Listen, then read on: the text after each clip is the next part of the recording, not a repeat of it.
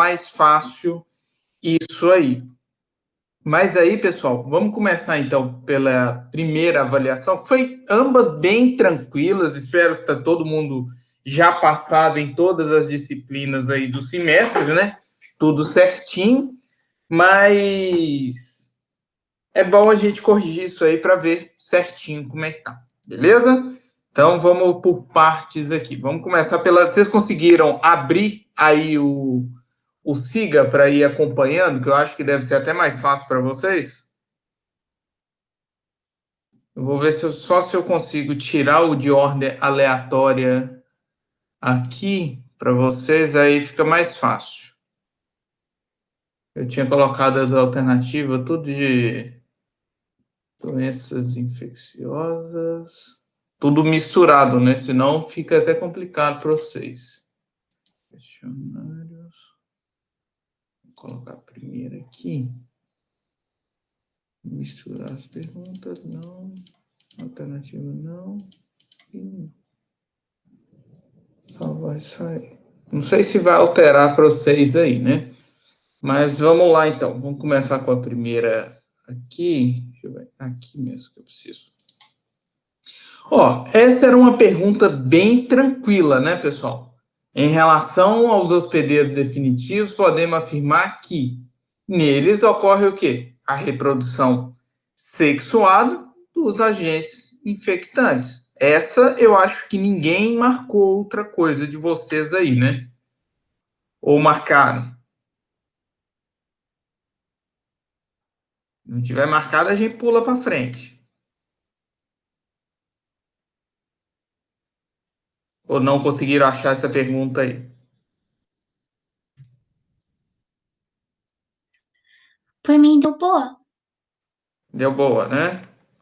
Que essa é bem tranquilo. Igual eu falei, como tem pouca gente, não precisa se acanhar, não. Pode responder no microfone, essas coisas aí, gastar um cada voz suas aí, que só fica com o dedinho lá, os dedinhos malucos no WhatsApp o dia inteiro, né? Então, olha essa pergunta aqui grande aí, né? De acordo com o tipo de infecção, é importante identificar todo o ciclo do agente infeccioso. Daí, beleza, né? Sabendo disso, os hospedeiros intermediários é correto afirmar que. Então, nos hospedeiros intermediários, o que vai ocorrer, pessoal? Vai ocorrer que o hospedeiro é dispensável? Óbvio que não. Isso aqui já está errado. Ocorre reprodução sexuada nos hospedeiros intermediários? Não. Apresenta as formas imaturas? Apresenta, mas não.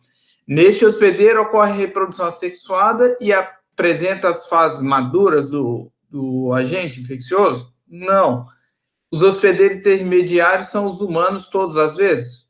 Óbvio que não. Uma dica que eu dou para vocês em relação a qualquer avaliação, principalmente em prova de concurso, essas coisas, vocês tomarem cuidado com as palavras todas, sempre, nunca, essas palavras que são muito abrangentes ou muito específicas ali. Isso pode indicar muitas vezes que a questão está errada. Então, essa aqui a gente já fica com a alternativa A ali, beleza? Que é essa que eu acho que nos seus deve estar aparecendo em ordem diferente aí, né? Ou não?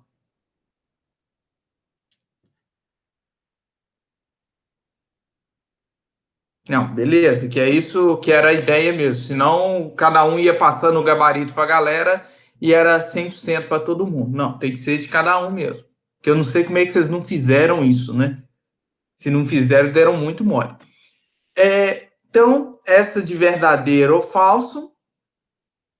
O hospedeiro acidental funciona como um hospedeiro intermediário, realizando o fechamento do ciclo. Isso é verdadeiro ou falso, pessoal?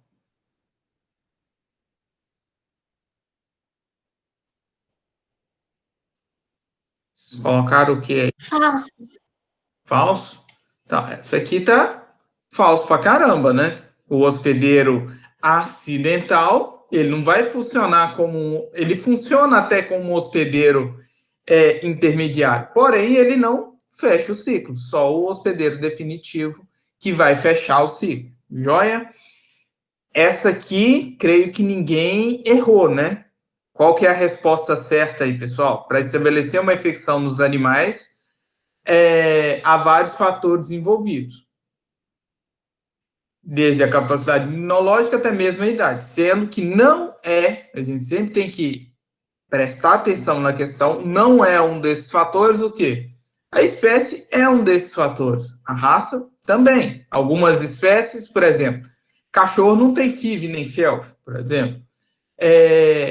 Pastor alemão é comum de ter,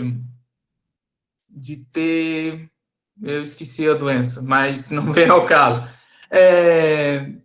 Mas pastor alemão, por exemplo, é comum ter lúpus. O genótipo, algumas espécies têm algumas características.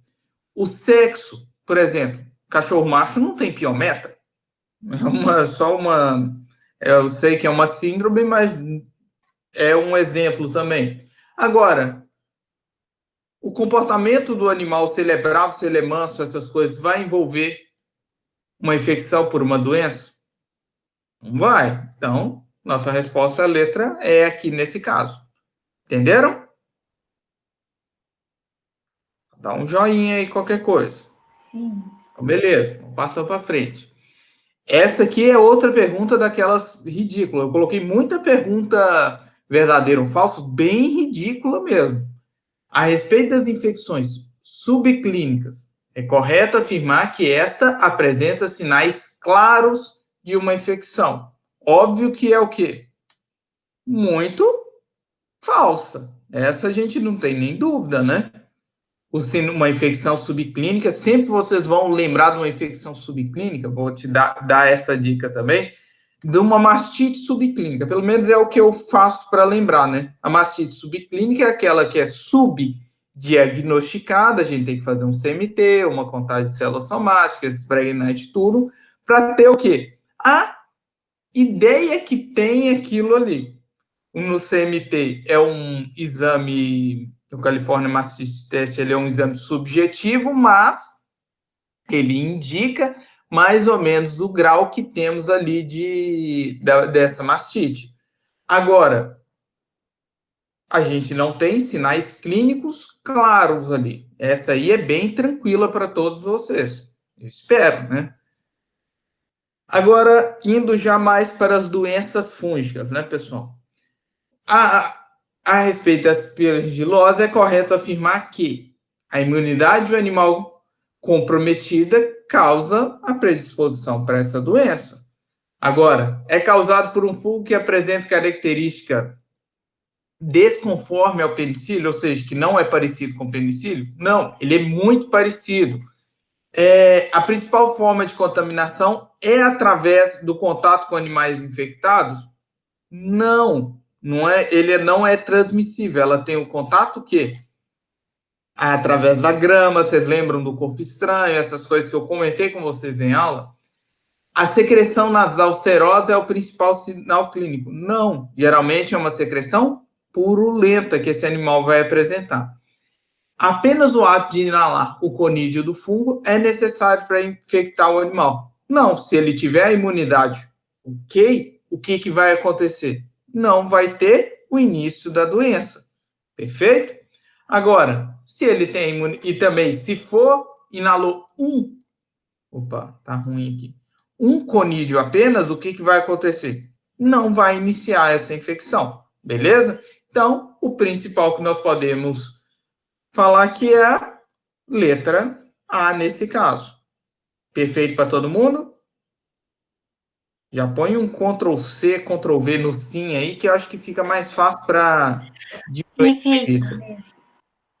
Oi? Então, beleza. Então, vamos lá. Essa pergunta aqui é bem bobinha, né? O que vocês marcaram nisso aí? Aliás, nunca menospreze uma questão que muitas vezes a gente erra, que a gente menospreza. Malassez? Epidermofito flocoso é um fungo? Dermatófito?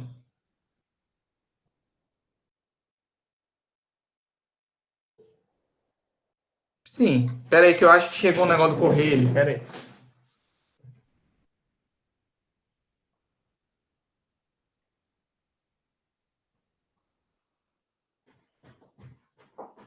Tem que ficar de olho no correio, mas não é esse ainda não. Epidermite oflocoso, sim, é um que é comum em quem? Em humanos, que eu havia comentado com vocês em aula. O tricofito equino também é outro dermatófito comum em quem? Equino. O Microsporum canis, causador de quê? Da dermatofitose canina. Bem tranquilo também. Malacésia paquidermáticas, outra, que é uma levedura que está presente na pele também, é um dermatófito. Ou seja, sobra para a gente a alternativa A. Perfeito? Então, creio que vocês lembram dessas todas aqui. Então, vamos seguindo. O cão é a principal fonte de infecção e serve até mesmo como fômite para Microsporum canis. O que vocês acham dessa afirmação aí? V ou F? Vocês marcaram. E no caso, por que aí, Carol, que você marcou falso nessa aí? Eu não sei, porque eu acho que o gato seria. Perfeito, é isso mesmo.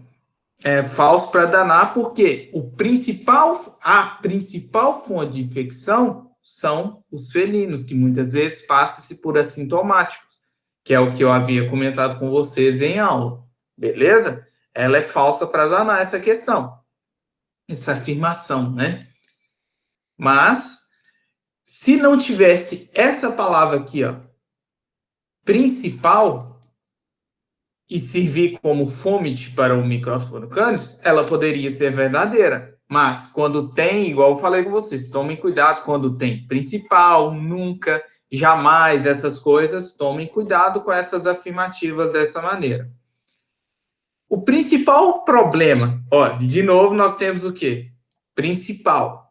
Problema da utilização de medicamentos sistêmicos para o controle de fungos dermatóficos, como itraconazol e cetoconazol, é o custo desses medicamentos para o tutor do animal.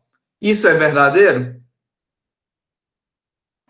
Eu coloquei falso, porque o principal problema eu acho que é a hepatotoxicidade, né? Perfeito. O principal que a gente tem que pensar pensa sempre em relação ao quê? Igual eu falei, principal já abre o olho na questão, né?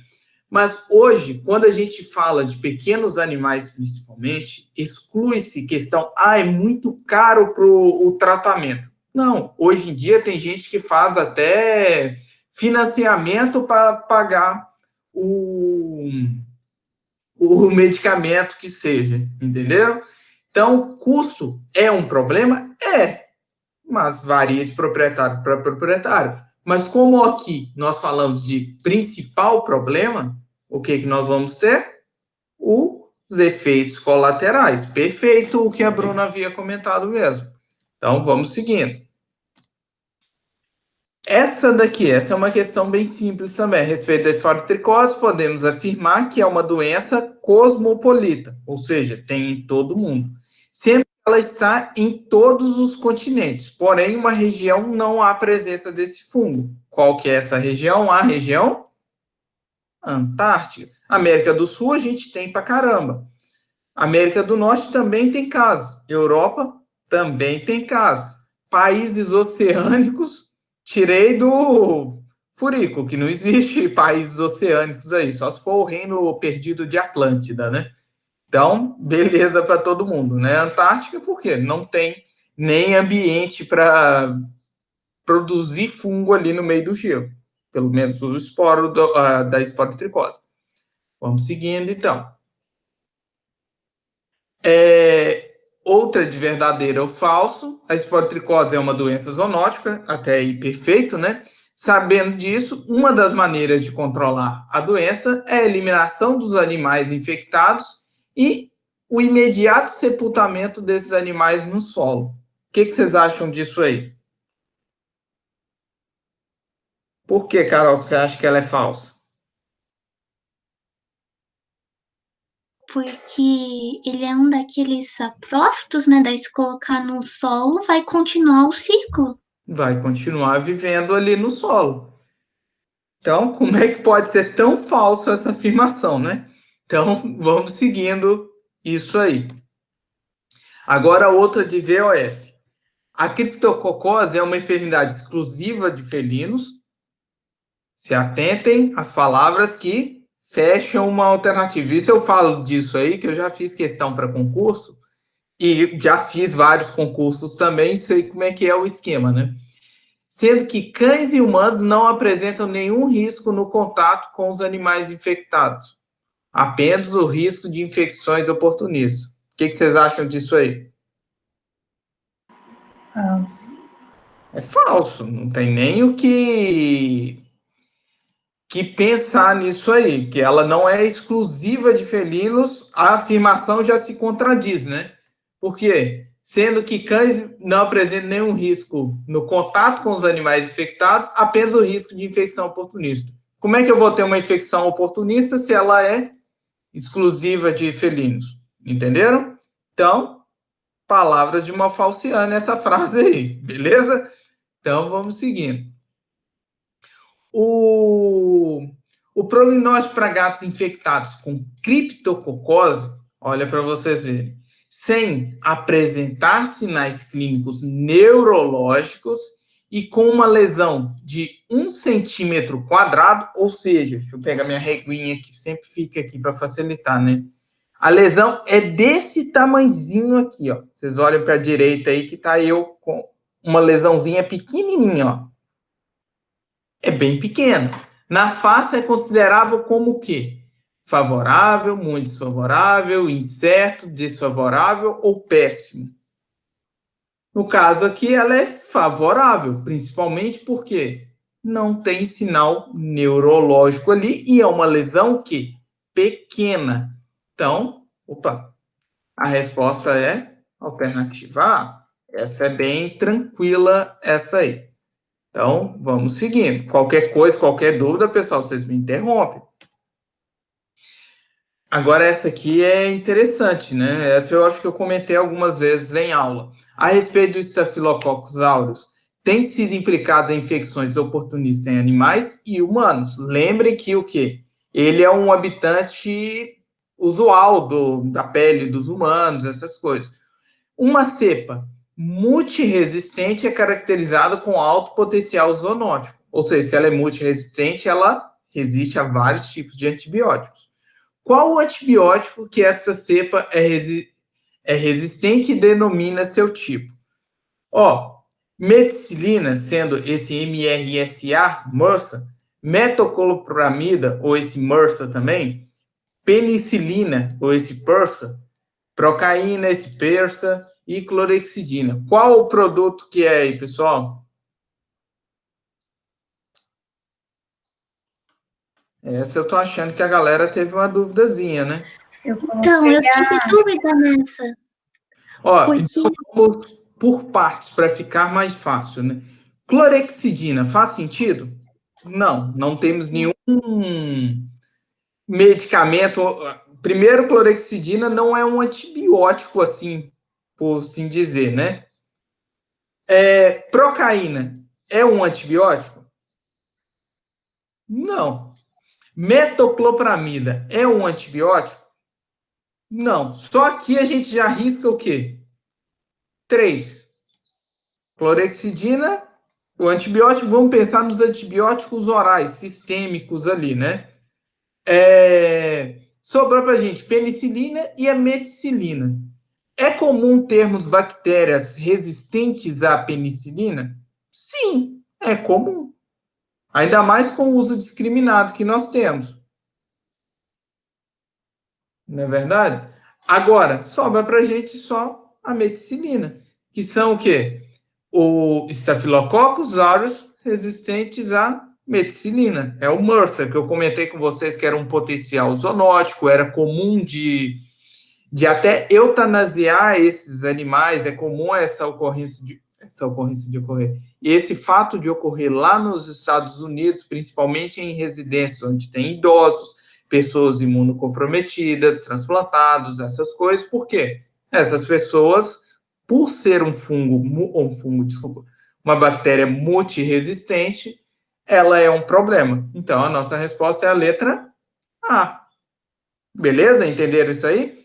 Ou seja, pessoal, toda alternativa, toda questão, vocês têm que trabalhar ali as alternativas principalmente. Se não faz sentido, vai cortando ali, até virar a sua possibilidade, ao invés de ser 20%, que é o caso desse aí, virar 50%, ou até virar 100% de certeza, beleza? Então, vamos seguindo. Outra pergunta cabulosa aí, pessoal.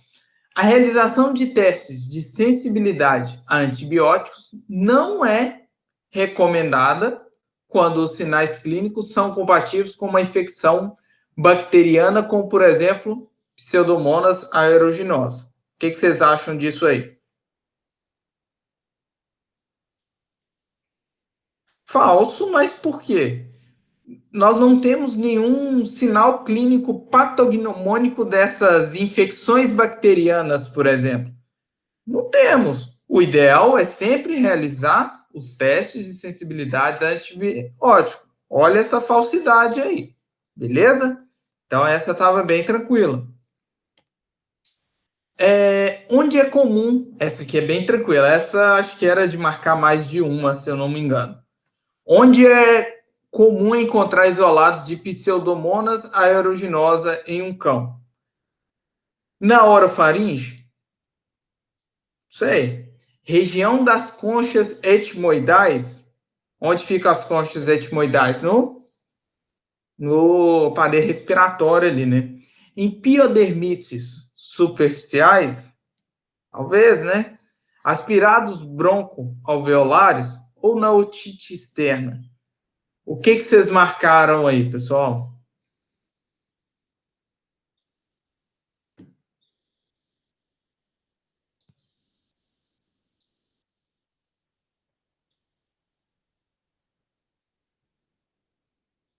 Com delay esse som, né? Piodermite superficial. Alguém marcou, alguém já achou essa questão aí? Lembrando que isso é da primeira avaliação, hein, pessoal? Professor, mas nessa questão só dava para marcar uma.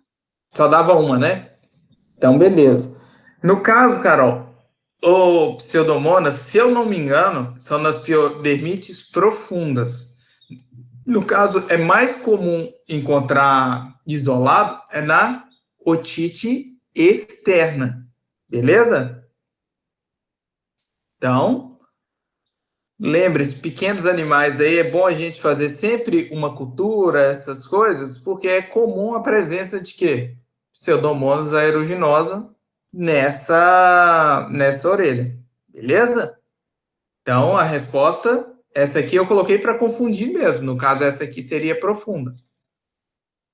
Eu só não vou lembrar em qual aula que eu dei isso aqui. Que, se eu não me engano, está no slide. É até bonitinho isso aí. Eu coloquei ao contrário isso aqui. Beleza? Essa foi uma pegadinha mesmo.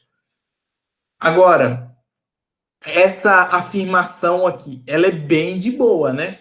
O isolamento da bactéria Staphylococcus aureus é muito difícil, mas sua interpretação é muito falsa. Qual que é a resposta dessa aí, pessoal? Essa é falsa, por conta de que é o inverso disso aqui. O isolamento dessa bactéria é muito fácil, principalmente porque ela é um comensal da nossa pele. Só que a interpretação é muito difícil por causa de quê? Por causa de contaminação da amostra. Já que ela é comensal da nossa pele, você pode contaminar essa amostra ali. Então, essa é uma falsidade danada. E isso, pessoal, essa questão que, se eu não me engano, eu coloquei naqueles questionários daquela primeira tentativa de atividades remotas em vão, lá que eu coloquei em março, abril, não sei. Beleza? Essa era bem de boa. Agora, essa daqui, ó, é bem tranquila também. Ó, a brucelose é uma doença zoonótica. Fato para todo mundo. Os cães acometidos com essa doença têm indicação de realizar todas essas ações abaixo, mesmo que culminem com recidivas, ou seja, que causem recidivas. Mesmo, eu posso fazer todas essas daqui, mas pode mesmo até ocorrer recidiva fazendo trem desse aqui. Menos a eutanásia, né? A partir do momento que você fez a eutanásia, não vai ter recidiva. Mas qual desses aqui? Tratamento com tetraciclina é indicado? Sim, é um antibiótico, vai atuar nisso aí. Tratamento com quinolona, por exemplo, a enrofloxacina, é indicado? Sim, é indicado. A castração é indicado? Sim, que o principal fato aí é a transmissão através do coito também. A eutanásia é indicada? Sim, principalmente por causa de ser uma doença zoonótica e de difícil tratamento com casos de recidiva. Tratamento com compostos azólicos. Quais são os compostos azólicos? Cetoconazol, fluconazol, esses antifúngicos da vida. Vai funcionar? Não. Por quê? É uma doença bacteriana. Até aí, ok para todo mundo, né? Então, a nossa resposta é letra A ali de novo. Essa aqui dá até preguiça de falar com vocês aqui, ó. O que vocês acham que é essa aí?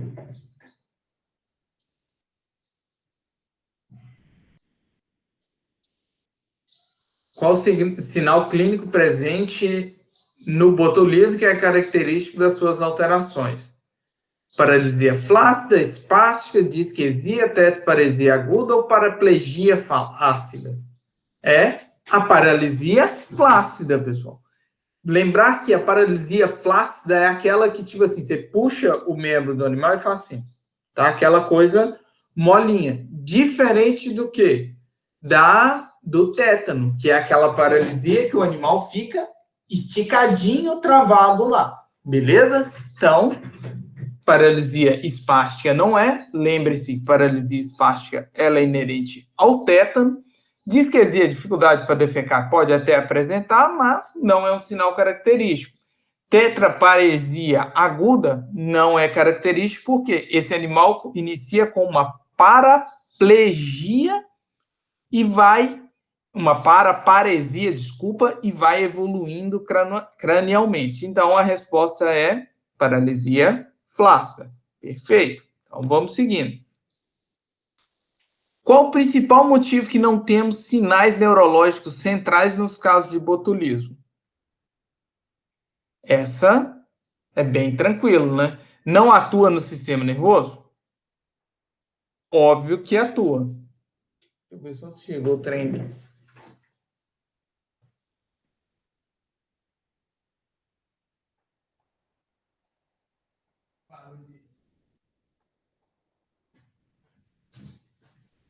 Correição danada demais.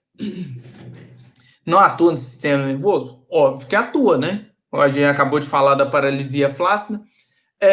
A presença de anticorpos antitoxina na região hematocefálica. Faz sentido isso?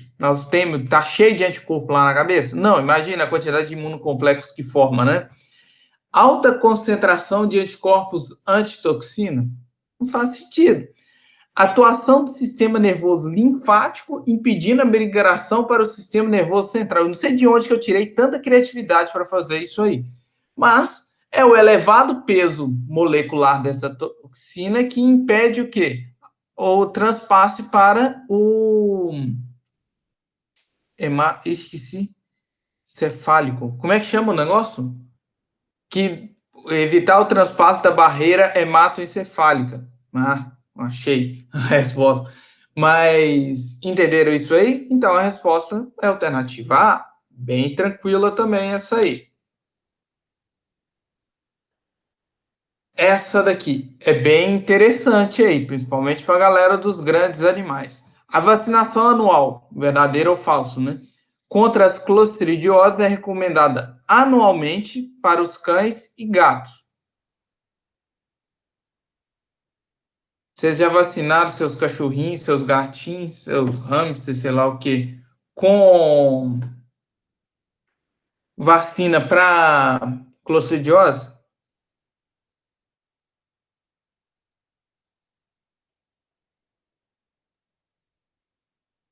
Hein, pessoal? A galera foi tomar um café, hein?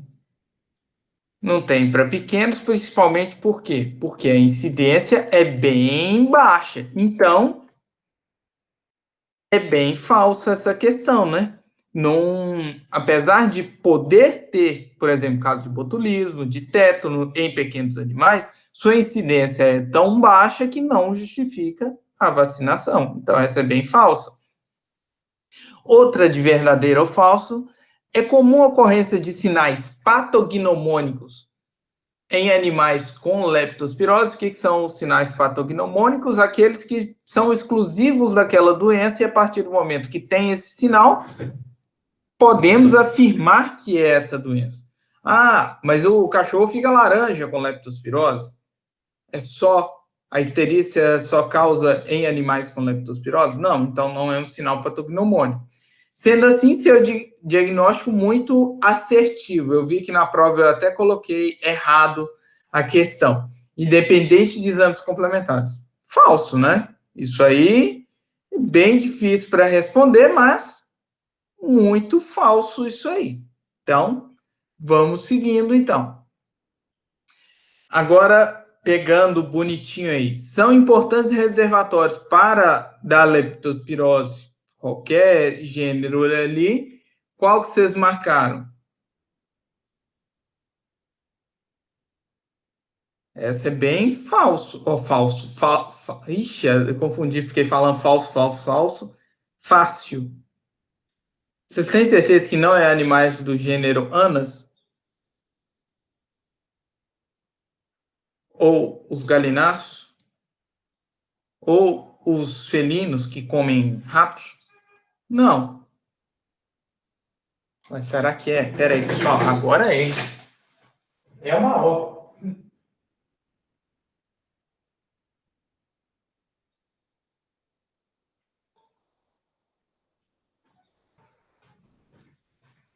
Eu tô igual aquele povo que faz uma compra e já vai para a varanda esperar o negócio. É que aqui em casa tem 3 números da casa. Aí o 78, 1, 2 e o 3.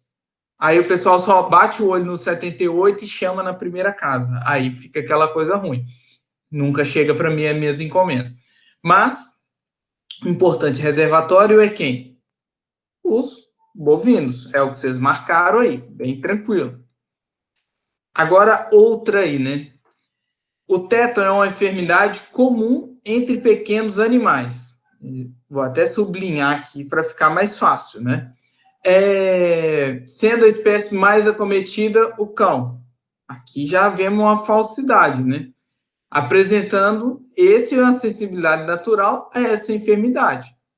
Se essa questão fosse da seguinte maneira: o tétano é uma enfermidade incomum entre pequenos animais, sendo a espécie mais acometida quem? Quem que é a espécie mais acometida, mais sensível ao tétano? O cavalo, isso mesmo, o cavalo é o mais sensível ali, apresentando uma sensibilidade natural e essa enfermidade. Logo, essa questão é o quê? Falsíssima. Porque quem é mais susceptível, mais sensível aí são os cavalos. A maioria dos casos que apresentam na clínica é de equinos. Não sei se vocês já acompanharam algum quadro de tétano, mas é uma coisa até triste de se ver. Eu lembro quando eu estava na graduação e na residência, nos dois eu acompanhei potrinho, essas coisas, que aquele bicho fica lá esticadinho, tem que tampar o olho, você não pode fazer barulho, fica com aquela cauda em bandeira.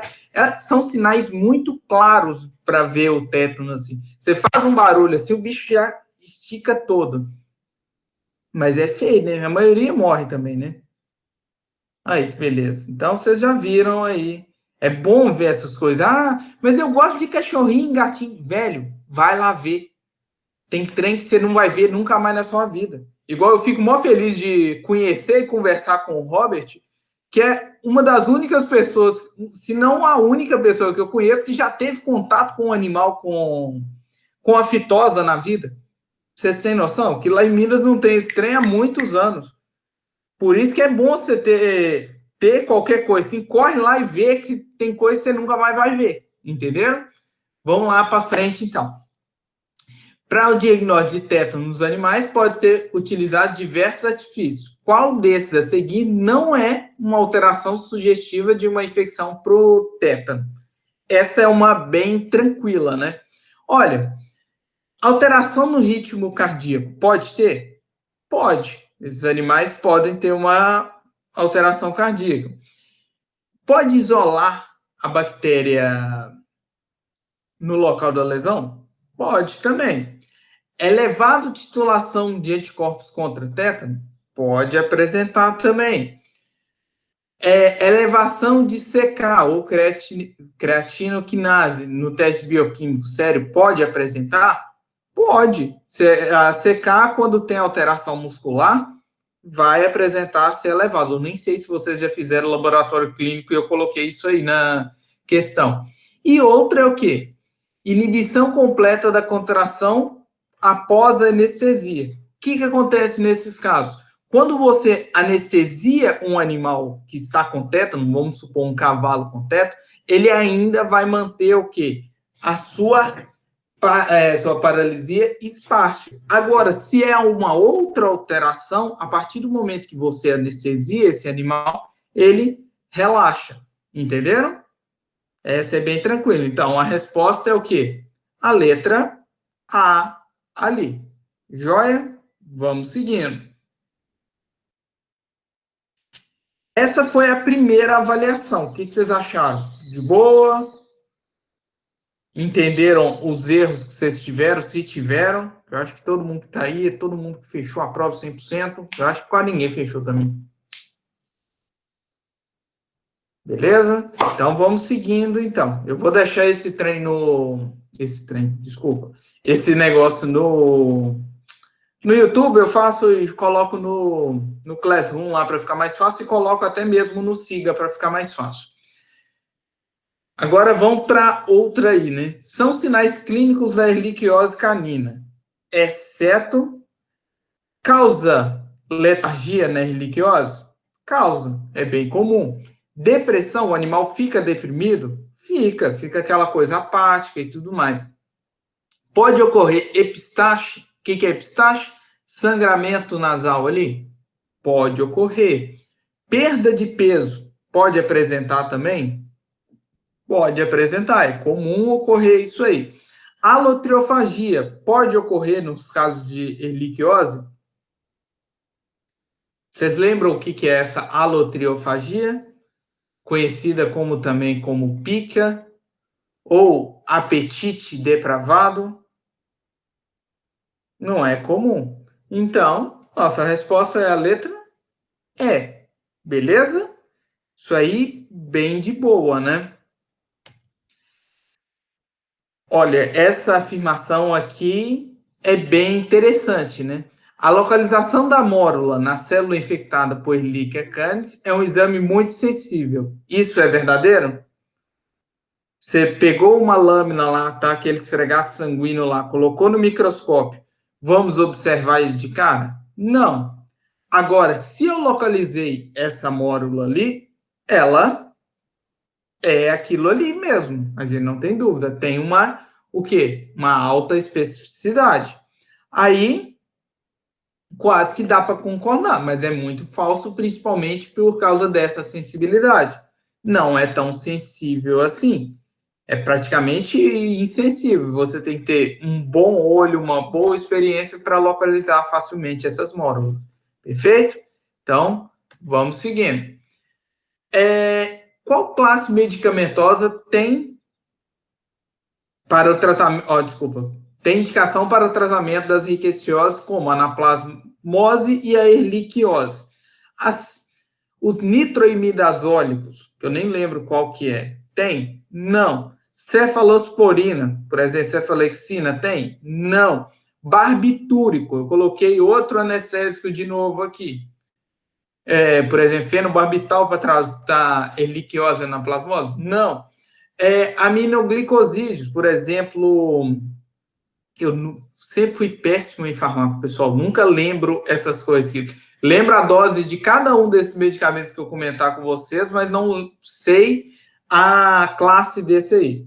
Claro, passou na disciplina, deve ter sido colando, mas uma das fármacos eu passei sem colar. Isso aí não era normal, não, hein?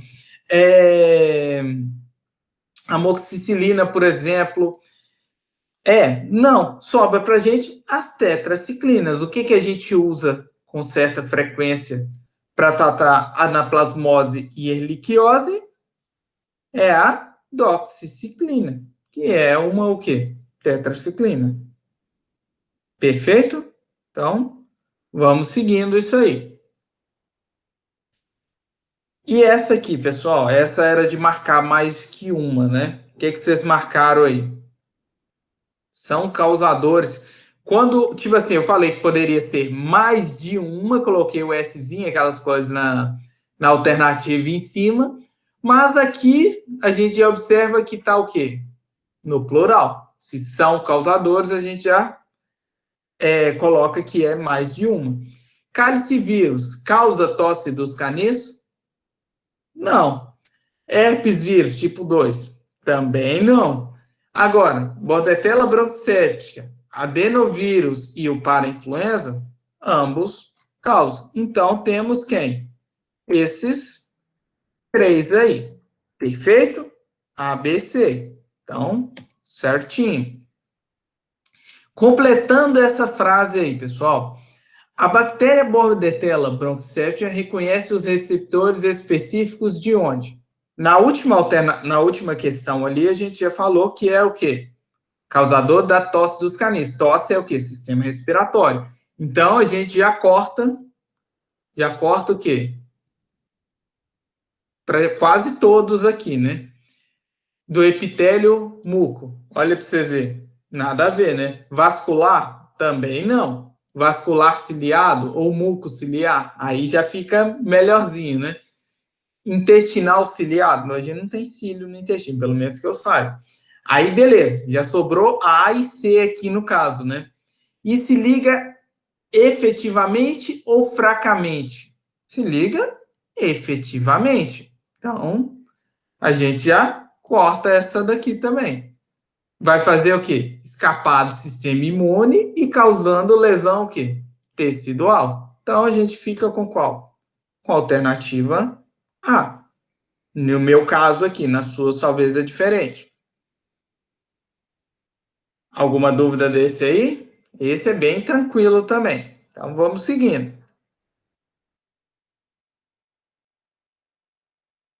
Para o tratamento das tosses dos canis, em todos os casos é necessário o quê? A utilização de antimicrobianos e antitussígenos? Falsa. Por quê? Nós temos que tomar cuidado com os antitussígenos. Isso eu acho que eu comentei em aula ali. Por quê? Muitas vezes o animal está apresentando aquela tosse, o antitussígeno ele tem a característica de quê?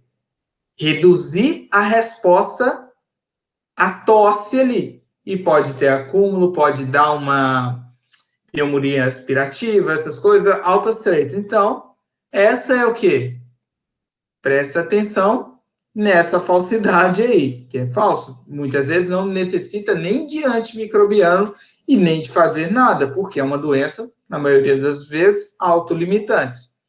Então, seguindo isso aí. E essa aqui, pessoal, o que vocês marcaram? Qual corpúsculo de inclusão está correlacionado com o vírus da raiva? De Negri, de Lentz, Raul-Joly, Heinz, Barr.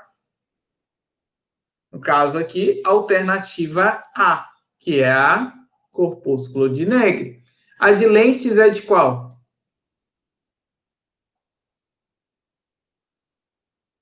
Da sinomose, perfeito. Raul-Joly é um achado que nós temos no hemograma. De Heinz, eu não lembro qual que é. Não é do ketchup, pessoal, nem da maionese. E a maionese deles é boa. E a de Barr é uma que tem correlação com sexual. A maioria das fêmeas apresentam esse corpúsculo de Barr. Só não lembrem que tipo celular. Se eu não me engano, não é hemácia mesmo. Então, é o corpúsculo de Negri. Beleza. Todo mundo está certinho. Então, Raul-Joly é lesão vascular, né? Joia. O tratamento outra de verdadeiro é falso, né? Tratamento de animais diagnosticados. Não, eu escrevi certo. Com raiva, sempre. Quando a gente vê isso aqui sempre, já pensa que a afirmação é o quê? Falso. É indicado o mais breve possível. Vai para você ver. Essa aqui não dá nem para acabar de ler, né? Se marcou o verdadeiro, é bom. É bom rever seus conhecimentos urgentemente, que a situação aí não está favorável, não. Deixa eu só ver ali se esse trem chegou. Pera aí, pessoal.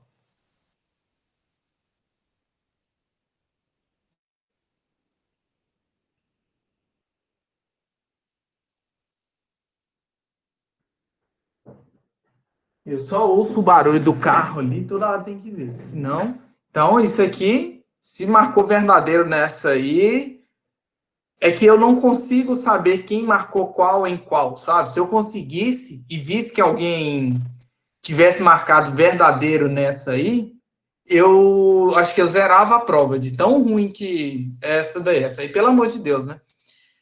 Agora, essa aqui já é mais interessante. O período de incubação da raiva ela é variável. Um dos fatores que corrobora com essa variedade é o local da inoculação viral. Verdadeiro ou falso, pessoal? Porque quanto mais próximo ao sistema nervoso central ali, mais é o quê? Graves são os sinais, já inicia os sinais clínicos ali mais agravantes, né? Então, se eu tomo uma mordida de um cachorro raivoso no pescoço, é mais rápido, é mais rápido esse período de incubação, é bem mais curto. Também tranquilo. Qual o motivo dos animais infectados pelo parvovírus apresentarem o quê? Diarreia sanguinolenta. O que vocês acham disso aí? Destruição das criptas, impedimento da absorção dos nutrientes pelo vírus, deposição de imunocomplexo. Essa é bem tranquila, é a destruição das criptas intestinais pelo vírus. E fica a dica quem mexe com pequenos, que quando atender um proprietário, o animal tiver com característica confirmada para parvovirose, você explicar a patogenia da doença para o proprietário, você ganha o cliente, porque você mostra que você tem conhecimento daquela área ali e pronto. Agora, se ele falar assim, por que meu cachorro está fazendo cocô com sangue? É por causa... É que machuca o intestino. Pronto, você perdeu o cliente se ele tiver um pouquinho de noção das coisas. Então, fica a dica. Explica sempre proprietário de uma maneira bem efetiva ali, usando o palavreado correto, que aí você ganha clientes. O diagnóstico da parvovirose se dá pelo sinal patognomônico, que é o odor característico das fezes. Isso é uma baita de quê? De uma falsidade, né? Diagnóstico, a gente tem que tomar muito cuidado com isso aí. Eu, Marco Túlio Moreira Martins, já falei muitas vezes, não, esse cheiro aí não é cheiro de parvo, é batata que é parvo. Não, qualquer hematoquesia vai apresentar esse odor ali característico, aquele odor pútrido que geralmente apresenta. Eu não esqueço, eu comentei também na aula com vocês que eu tomei um xingo de uma professora que eu falei que era um cheiro patognomônico esse cheiro, e tomei uma que não precisava ter tomado, né? Que a gente sabe que tem outras doenças que causam hematoquesia e tem o odor parecido. Então, essa é falsa. Essa era de marcar mais coisas aí. São métodos de diagnóstico para confirmação da parvo. Quais são? ELISA é? ELISA é. PCR é? Claro, PCR é top na balada. Imunocromatografia, aquele teste rápido, é verdadeiro? É. Esse é bem tranquilo. Hematologia, ou seja, apenas o hemograma ali, é? Não. A fosfatase alcalina é? Também não. Então, sobra essas três que eu marquei aí. Joia? Então, vamos seguindo. A sinomose apresenta uma variação de cepas. Opa, beleza até aí, né? e isso também ocorre com sua patogenicidade. E algumas cepas apresentam-se mais virulentas que a outra. E aí? Essa é verdadeira ou falsa? O que vocês acham?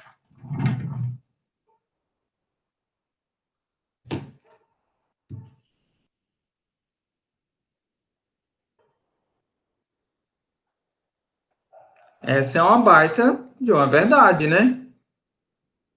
Isso então é verdadeira.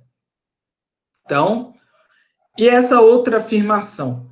Há mais infectados pela sinomose do que animais doentes por essa doença. Verdadeiro ou falso? Verdadeiro, por conta de que muitas vezes os animais são infectados, só que o sistema imune dele corrobora para ele melhorar ou mesmo não ter apresentado sinal clínico nenhum da doença, e com isso são poucos animais que apresentam a forma clínica da doença. Então, essa é uma baita de uma afirmação verdadeira. São sinais clínicos da sinomose, pessoal. Quais vocês marcaram aí nessa aí, vendo dessa maneira?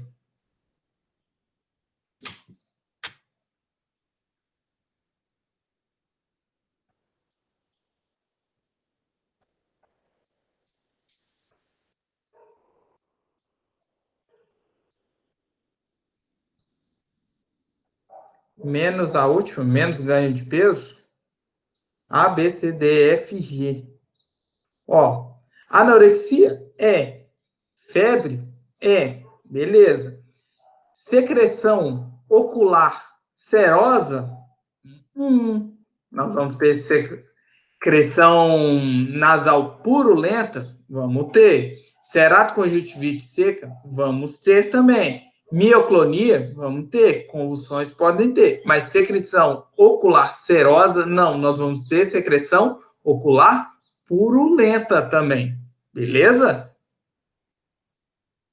Então, essa aí são duas que essa era uma pegadinha mesmo. Sempre atentem a isso aí, que é a secreção ocular purulenta. É a secreção nasal e ocular purulenta. Por isso fica aquela remela grudenta, que trem nojento que fica geralmente. Beleza? Então vamos seguindo. Foi quase, foi quase. Essa ali foi pegadinha também. E essa aqui, pessoal, o uso de soros hiperimunes para o tratamento da sinomose em fases iniciais pode ser de grande valia. Haja visto que pode estar havendo ainda viremia. O que vocês acham dessa afirmação?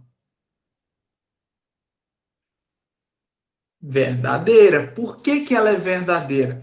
Porque de nada adianta eu tratar com um soro hiperimune um animal que já está com sinais neurológicos da sinomose. Os anticorpos ali não vai atuar revertendo aqueles sinais clínicos. E sim, ele vai atuar evitando que o quê? Os antígenos circulantes durante a viremia ali entrem no sistema nervoso, vão neutralizar eles ali. Então, essa é uma boa afirmação verdadeira. Então, aquele sorinho lá, o sinoglobulina, essas coisas, se o animal já está com sinal clínico, assim, neurológico, essas coisas, nem adianta mexer. Agora, se ele teve o contato e tudo mais, você tem certeza que ele teve contato com um animal que estava com sinomose, é uma boa usar. Mas há controvérsia, sabe? Eu nunca usei. Olha que eu já atendi bicho de sinomose, até falar que chega, mas eu não sou referência nisso aí. Mas que dá para utilizar seguindo essa teoria, sim. Agora, assinale os fatores que são predisponentes à ocorrência de otite fúngica ou bacteriana, qualquer uma das duas. O que vocês marcaram aí?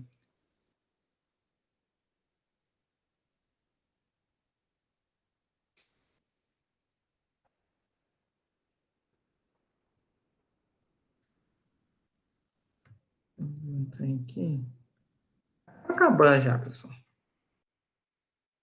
Orelha repleta de pelo é um agente causador? É. Opa, eu cliquei errado aqui. É. Configuração pendular da orelha. Beagle é o quê? Um ninho para otite. Agora, falando de grandes animais, né? Animais da raça Gir, que tem aquela orelha pendulosa, é comum também ter otite, ou seja, configuração pendular da orelha. Excesso de umidade no interior da orelha? Sim, lembre-se dos gatos. Gato volta para casa, está aquela piscina dentro da orelha ali, muitas vezes está cheio de malacésia, por exemplo. E animais imunocomprometidos são característicos para isso aí. Essa era bem de boa, eram todas. Qual fungo, pessoal, é comumente encontrado no conduto auditivo de cães? Aspergillus negris, Malassezia, Sporotrix, Microspora ou Trichofiton? Esse é bem de boa, que é a Malassezia pachydermatis. Esse é o mais de boa, é aquele cheirinho de manteiga rançosa, aquele cheiro característico. Eu acho que numa aula prática a gente teve a oportunidade de ter contato com a Malassezia do cachorrinho da... Não vou lembrar o nome da menina, mas era um pugzinho que tinha... Era a Malassezia disso, da Eloá. Era característico aquele cheiro ali. Que, aliás, todas as turmas sentiram bem o cheiro, porque aquele cheiro fica no ambiente. Vamos seguindo, então. A papilomatose canina é uma doença de difícil tratamento e muitas vezes culminam em óbito pela dificuldade e ônus. Ônus é em relação a custo para o tratamento. Essa é falsa, porque eu comentei com vocês que não é um tratamento oneroso e muitas vezes fácil de fazer, né? Ele não é difícil, né? Apenas a maceração ali dessas neoplasias ali. Essa é uma expressão tipicamente mineira, né? Claro que não. Que, em poucas palavras, quer dizer o quê? Claro que não. Beleza? Então, a papilomatose é de fácil tratamento e não culmina com o óbito na maioria das vezes. Claro que isso não acontece. Então, vamos lá. No início, essa outra de verdadeiro ou falso, né? No início da infecção pelo adenovírus canino tipo 1, os animais apresentam sinais característicos de choque, como hipertermia, taquicardia e taxigmia. Creio eu que vocês pesquisaram no Google o que é taxigmia, né? Ou não? Ou vocês já sabiam? Taxigmia nada é o quê? Pulso acelerado. Então, isso é verdadeiro ou falso? Essa é uma afirmativa verdadeira, que eu comentei com vocês, que muitas vezes o adenovírus caninos tipo 1, ele pode matar, por isso que é verdadeira essa aí, beleza? Então, vamos seguindo. Que aí que tem aquele problema com a vacinação, essas coisas, tudo coisa que eu havia comentado com vocês. E essa aqui, pessoal, a transmissão do vírus da leucemia viral felina, ou seja, do FeLV, ocorre de quais maneiras? Ocorre transplacentária? Ocorre. Ocorre por lambedura. Será que não ocorre pela amamentação? Ocorre também. Pelo coito? Ocorre. Transfusão sanguínea? Ocorre. E por fomites? Também ocorre. Ou seja, por todas. Então, essa aí bem tranquila também. É possível que ocorra infecções de maneira latente com o vírus da FeLV e alterações que causam uma imunossupressão pode o quê? Voltar à doença clínica. Isso é verdadeiro ou falso? Essa é verdadeira. É uma baita possibilidade disso ocorrer. Beleza? E é comum isso aí, para falar a verdade, né? E em relação ao teste para FIV, em quais circunstâncias é recomendado fazer essa vacinação? Essa vacinação não, né? Esse teste. No caso, quando o animal está doente, independente se apresentou negativo para outro teste, claro, verdadeiro. Quando adota um gato, deve ser testado e retestado após 20 dias? Sim, verdadeiríssimo. Opa, não é 20 dias, não, desculpa. Falsíssimo essa aí. São 60 dias. Quando os animais apresentam lesões de brigas, principalmente aqueles de vida livre, né? É bom testar esse animal. Gato usado com doador de sangue. Tem que ser usado. Gato que tem histórico de vida em ambiente restrito. Tá, gato só vê outro gato quando ele vê, como é que chama? O filme daquele gatinho que come lasanha, que eu não vou lembrar o nome dele, do Garfield. Só quando vê o Garfield. Óbvio que não. Então, são essas três, a C e a D aqui. Quando a gente adota um gato, ele deve ser testado, beleza, mas ele deve ser retestado após 60 dias, beleza? Isso a gente comentou em aula também. Então, vamos seguindo isso aí. A transmissão do vírus da panleucopenia felina se dá pela inalação do vírus contido nas fezes dos animais e ocorre com a viremia logo após a inalação. O que vocês acham disso aí, pessoal? Essa é uma afirmação que mais uma da falciane, beleza? Ela é bem falsa mesmo, essa afirmação. Então, vamos seguindo isso aí. É correto afirmar que para o tratamento da panleucopenia é utilizado diversos antivirais, como a ribavirina, por exemplo. Além disso, a vacinação é muito eficiente no seu controle. O que vocês acham dessa afirmação?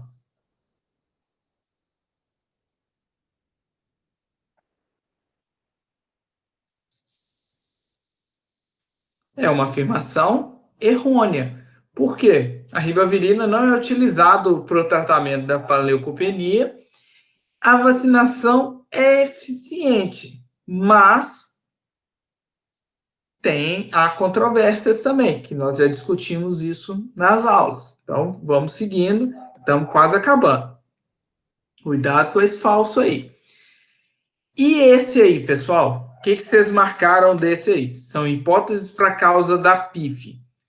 Possível mutação genética do vírus, condição do animal e quantidade de vírus, mutação genética do gato desencadeando a doença e animal apresentando-se sadio com baixa quantidade viral para o coronavírus felino. O que vocês marcaram nessa aí?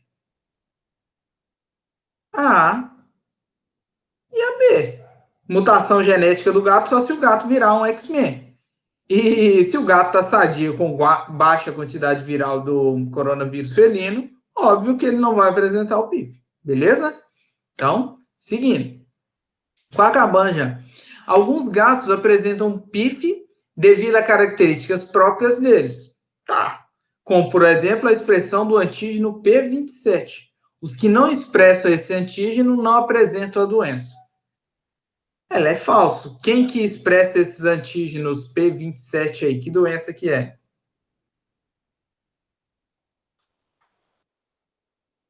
É a felve, correto. Isso mesmo, isso aí já caiu até em prova de concurso, eu errei. Por isso que eu coloquei essa questão. Então, essa afirmação aí é falsa.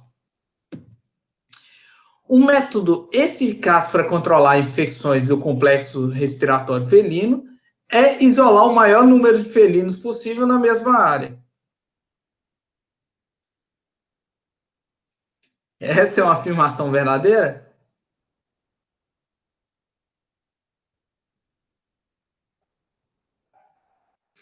Então, essa é uma afirmação muito da falsa, né? Como é que você vai isolar um tantão de felino no mesmo lugar para controlar? Ela é uma alternativa verdadeiramente falsa, né? Não tem nem dúvida disso aí. Que um dos principais métodos que a gente tem aí para espalhar essa doença não são daqueles grandes acumuladores de gatos, senão esses grandes acumuladores, que eu mostrei para vocês uma foto cheia de gato, que trem, não teria caso de complexo respiratório felino, mas é o que é mais comum de ocorrer.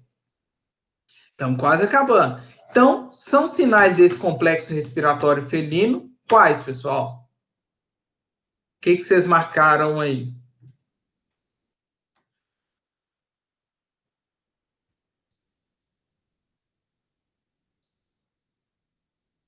A, B, C, D e F. Vamos lá. Rinite é comum? Sim. Conjuntivite é? Também. Febre? Também. Anorexia? Sim, principalmente nos filhotes. Diarreia? Diarreia não. Letargia e só. Então, nós vamos ter A, B, C, D e a letra F. Não A, B, C, D, E, F, né? Então, a galera tá certinha aí. Só faltou a letargia aí, pá. Então, vamos seguindo para finalizar. Esse aqui, então, é um outro, né? A sorologia é um ótimo teste para verificação da presença do vírus nos animais com possibilidade do complexo respiratório. Vamos pensar no coronavírus aí. Tem feito como é que fala? Sorologia da galera? Faz, mas para ver o quê? Se tem anticorpos. Para a gente averiguar se tem o vírus ali, o que nós temos que utilizar? Um PCR, por exemplo. Beleza? Então, é bem farsa essa aí, né? Farsa. A farsa essa afirmação. E é isso, pessoal. Até breve. Vamos torcer aí para as coisas darem mais certo aí e a gente continuar mais um bocadinho. Beleza? Deixa eu interromper essa gravação.